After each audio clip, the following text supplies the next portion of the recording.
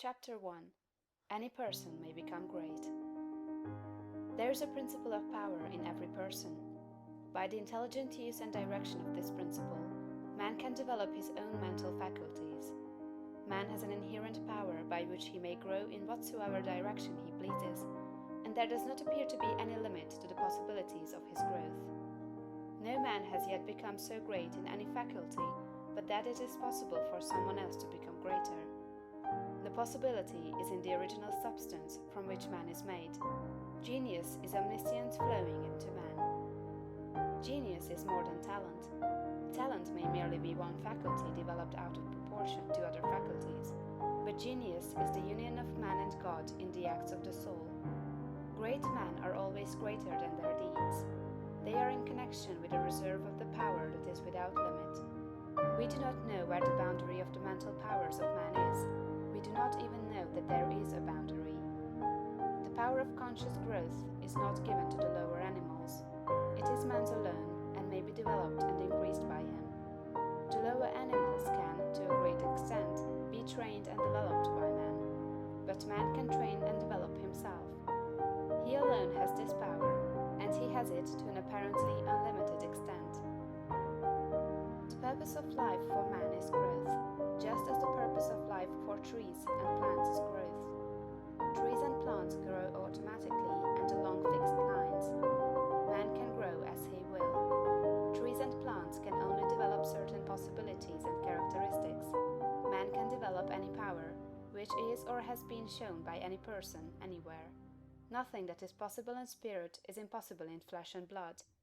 Nothing that man can think is impossible in action. Nothing that man can imagine is impossible of realization. Man is formed for growth, and he is under the necessity of growing. It is essential to his happiness that he should continuously advance. Life without progress becomes unendurable, and the person who ceases from growth must either become imbecile or insane. The greater and more harmonious and well-rounded his growth, the happier man will be. There is no possibility in any man that is not in every man. But if they proceed naturally, not two men will grow into the same thing or be alike. Every man comes into the world with a predisposition to grow along certain lines, and growth is easier for him along those lines than in any other way. This is a wise provision, for it gives endless variety. It is as if a gardener should throw all his bulbs into one basket. To the superficial observer, they would look alike, but growth reveals the tremendous difference. So of men and women, they are like a basket of bulbs. One may be a rose and add brightness and color to some dark corner of the world. One may be a lily and teach a lesson of love and purity to every eye that sees. One may be a climbing vine and hide the rugged outlines of some dark rock. One may be a great oak among whose boughs the birds shall nest and sing, and beneath whose shade the flocks shall rest at noon. But everyone will be something worthwhile, something rare, something perfect. There are undreamed of possibilities in the common lives all around us in a large sense. There are no common people. In times of national stress and peril, the cracker-box loafer of the corner store and the village drunkard become heroes and statesmen through the quickening of principle of power within them. There is a genius in every man and woman, waiting to be brought forth.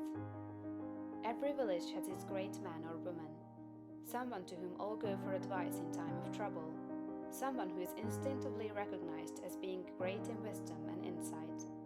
To such a one, the minds of the whole community turn in times of local crisis. He is tacitly recognized as being great. He does small things in a great way. He could do great things as well, if he did but undertake them. So can any man, so can you.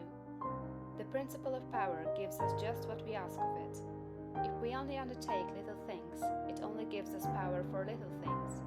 But if we try to do great things in a great way, it gives us all the power there is. But beware of undertaking great things in a small way. Of that we shall speak farther on. There are two mental attitudes a man may take. One makes him like a football. It has resilience and reacts strongly when force is applied to it, but it originates nothing. It never acts of itself. There is no power within it. Men of this type are controlled by circumstances and environment. Their destinies are decided by things external to themselves. The principle of power within them is never really active at all. They never speak or act from within. The other attitude makes man like a flowing spring. Power comes out from the center of him.